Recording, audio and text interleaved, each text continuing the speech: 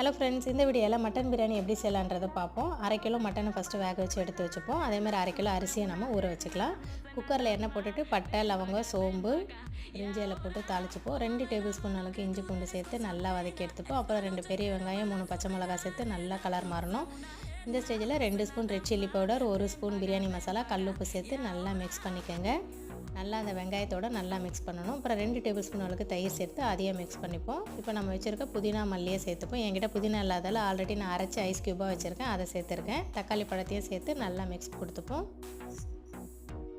இப்போ நம்ம வேக வச்ச மட்டன் தண்ணி பார்த்திங்கன்னா 750 ml வைக்கணும். இப்போ நம்ம வேக வச்ச மட்டனையும் சேர்த்துட்டு நல்லா நம்ம மிக்ஸ் பண்ணிவிட்டு மூடி போட்டு ஒரு 10 மினிட்ஸ் சிம்லேயே கொதிக்க வைங்க. அதுக்கப்புறம் நம்ம ஊற வச்சுருக்க அரிசியை சேர்த்து இதையும் நல்லா ஒரு தடவை மிக்ஸ் கொடுத்துட்டு சிம்மில் 10 மினிட்ஸ் அப்படியே வச்சுருங்க. அரிசி தண்ணி ஈக்குவலாக இது போல் வரணும். இந்த ஸ்டேஜுக்கு அப்புறம் நம்ம தம் போட்டு 10 மினிட்ஸ் சிம்லேயே வச்சு எடுத்தோன்னா அட்டகாசமாக